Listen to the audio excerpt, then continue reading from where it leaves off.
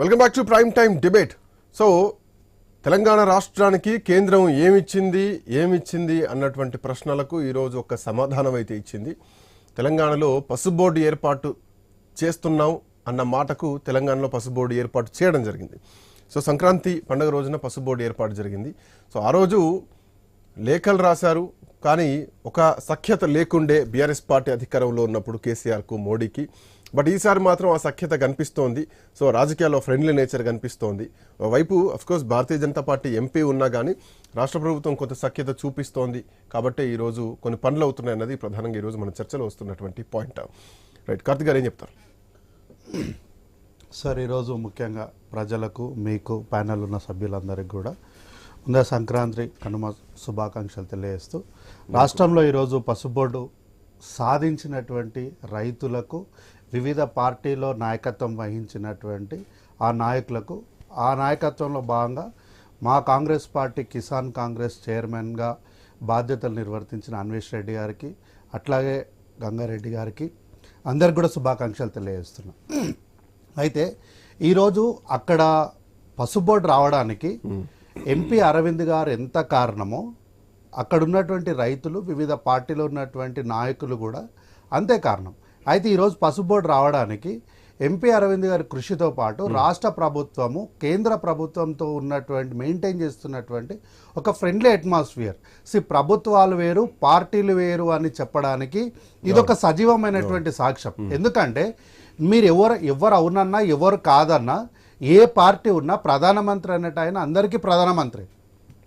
రాజకీయాలుగా మనం వాళ్ళకు ఉన్నటువంటి అంశాల పట్ల, మనం వాళ్ళ పట్ల విభేదాలు మన మధ్యలో ఉండొచ్చు, కానీ మన మధ్యలో, మన పార్టీ మధ్యలో ఉన్నటువంటి వివాదాల వల్ల, లేకపోతే ఆ యొక్క టార్గెట్ల విషయాల్లో మనం రాష్ట్ర ప్రజల్ని కానీ రైతులను కానీ ఎక్కడ కూడా బలి చేయొద్దు అన్నటువంటి విషయంలో మన అనంతగిరిలో జరిగినటువంటి కార్యక్రమంలో, నావిక కార్యక్రమంలో రేవంత్ రెడ్డి గారు మోదీ గారిని బడేబాయ్ అన్నంత మాత్రాన ఈరోజు బీఆర్ఎస్ పార్టీకి సంబంధించిన సోషల్ మీడియా వాళ్ళందరూ కూడా బడేబాయ్ అని, చోటేబాయ్ అని ట్రోలింగ్ చేసిన, గతంలో రేవంత్ రెడ్డి గారు ఢిల్లీకి పోయినప్పుడు ఇంతకుముందు తెలంగాణ వాళ్ళంటే ఇట్లా పొడుగు తలెత్తి చూసేది ఉండే, మనం పొట్టిగుంటాం కాబట్టి నేరుగా చూసి మనల్ని బాగా రిసీవ్ చేసుకుంటున్నారంటే మేమే చాలా పొడుగుంటాము, పొట్టోడని రేవంత్ రెడ్డి గారిని, ముఖ్యమంత్రి గారిని కించపరిచినప్పటికి కూడా వీళ్ళు 10 ఏళ్ళ అధికారంలో ఉండి చేయలేనటువంటి పనిని ఈరోజు రాష్ట్ర ప్రభుత్వం, కేంద్ర ప్రభుత్వం రెండూ కూడా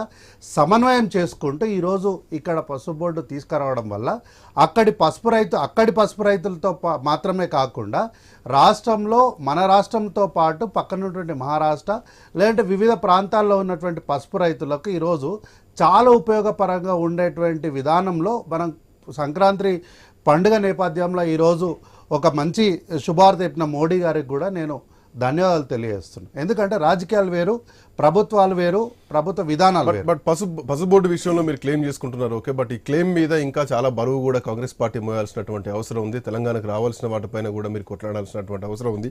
ఇప్పటికే ఎయిమ్స్ సంబంధించి ఇంకా పూర్తి స్థాయిలో దానికి మౌలిక వస్తువులు కూడా తీసుకురావాల్సినటువంటి అవసరం ఉంది. అది కూడా మీపైన ఉంది.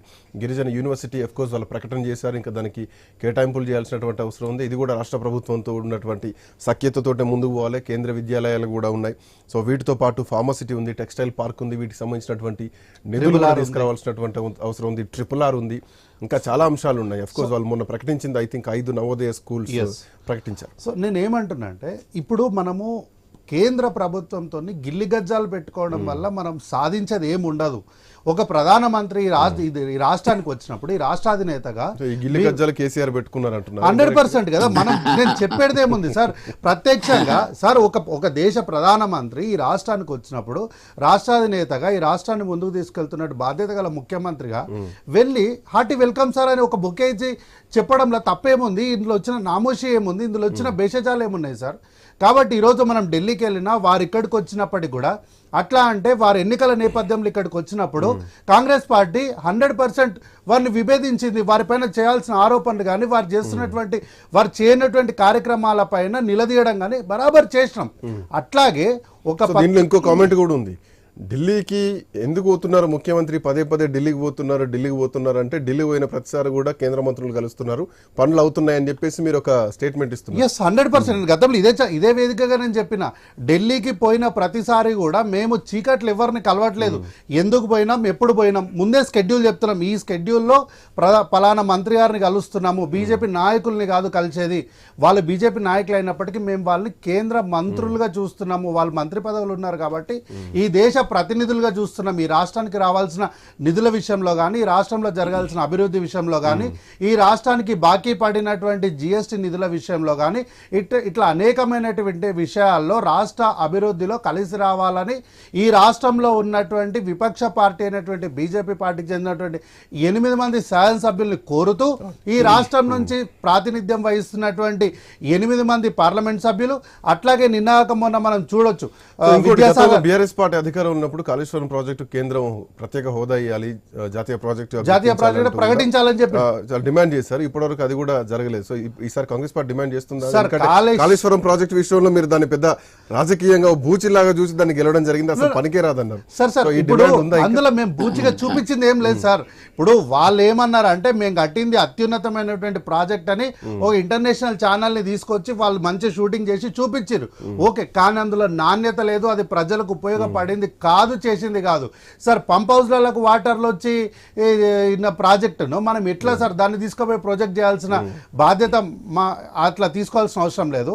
నేను ఏమంటున్నా అంటే, ఇట్లాంటి సందర్భంలో కేంద్ర ప్రభుత్వంతో మనము పార్టీలుగా విభేదించినప్పటికీ కూడా, నిన్నాక మొన్న మనము విద్యాసాగర్ రావు గారి పుస్తకావిష్కరణలో చూసినప్పుడు కూడా ముఖ్యమంత్రి గారు ఎక్కడ కూడా భేషజాలు లేకుండా చాలా ట్రాన్స్పరెంట్గా రాష్ట్రాభివృద్ధిలో అక్కడ ఉన్నటువంటి 2 కేంద్ర మంత్రుల విషయంలో కూడా మాట్లాడినప్పుడు ఎక్కడ కూడా వారు రాజకీయాల జోలికి పోకుండా ఈ రాష్ట్రానికి నిధులు తీసుకురావడంలో నరేంద్ర మోడీ గారిని ఒప్పించగలిగినటువంటి, మెప్పించగలిగినటువంటి నైపుణ్యం కలిగినటువంటి 2 కేంద్ర మంత్రులు ఈ వేదిక పైన ఉన్నారు కాబట్టి మీతో నేను సహకరిస్తాను, మీరు ముందుండి నడిపించండి, మీరే పెద్దన్న పాత్రను పోషించండి అని చెప్పి ముందుకు రావడం అనేది ఇక అంతకన్నా విశాలమైనటువంటి హృదయము, విశాలమైనటువంటి ఆలోచన ఈ రాష్ట్రంలో ఈ రాష్ట్ర ముఖ్యమంత్రి రేవంత్ రెడ్డి గారికి ఉంది. గతంలో ఇదే పని కనుక చంద్రశేఖరరావు గారు చేసి ఉంటే ఈ రోజుకి మన రాష్ట్రంలో అనేకమైనటువంటి అభివృద్ధి కార్యక్రమాలు జరిగి ఇప్పటికి 10 ఏళ్ళు అవుతుండే సార్. మనము 2019లో జరిగినటువంటి ఎన్నికల గురించే మాట్లాడుతాం, కానీ పసుపు బోర్డు గురించి 2014లో కూడా పసుపు బోర్డు మీదనే ఎన్నికలు జరిగినాయి. ఆ రోజు కవిత గారు కేవలం నేనేదో దీనికి నాయకత్వం వహించి దీనికి పేరు మొత్తం నాకే రావాలని ఒక స్వార్థంతో కూడినటువంటి, అంటే నిబద్ధత లేని పోరాటం చేయడం వలన 5 ఏళ్ళు వెనక్కి పోయింది. తర్వాత ఆ యొక్క ఎఫెక్ట్ 2019 నుంచి 2024 వరకు పడింది. మొదటిసారి సఖ్యతగానే ఉన్నారు, అప్పుడు సఖ్యతగా ఉన్నప్పటికీ కూడా సార్, సఖ్యతగా ఉన్నప్పటికీ కూడా ఈ యొక్క పసుపు బోర్డు విషయంలో వారు నిబద్ధత కూడినటువంటి పోరాటం వాళ్ళు చేయలేదు. కాబట్టి నిబద్ధత రాజకీయ నాయకులకు ఉండాలా, నిబద్ధత రైతుల వైపు చూడాలా? సార్, పోరాటం చేస్తున్న రైతుల పక్షాన అక్కడి పార్లమెంట్ సభ్యులుగా మనం కవిత నిబద్ధతతో ఫైట్ చేయలేదు, సఖ్యతగా ఉంది కాబట్టి వాళ్ళు ఏం చెప్పినా కూడా మనం ఊరుకోవాలి సార్. సఖ్యత అంటే ఏంది అంటే, వాళ్ళు ఏం చెప్పినా మనం జీ హుజూర్ అనడం సఖ్యత కాదు సార్. మనకు కావాల్సింది మనం గట్టిగా అడుగుతూనే సఖ్యతగా ఉండాలి. బట్ వాళ్ళు ఉద్యమం చేసిన పార్టీ అదే సార్, నేను అదే అంటున్నా. ఏంటంటే ఏం చేసినప్పటికీ కూడా ఆ కోట మన దాంట్లోకే రావాలి, ఏ ప్రభుత్వం ఏ నిర్ణయం తీసుకున్నా మా కోటాలకే మా దాంట్లోకే రావాలనుకున్నటువంటి ఒక చిన్న స్వార్థాన్ని వదులుకున్న రోజే వాళ్ళు సక్సెస్ఫుల్ గా ఉంటారు. శ్రీనివాస్ గారు, మీ కోర్టులో కొన్ని ప్రశ్నలు కూడా వేయడం జరిగింది.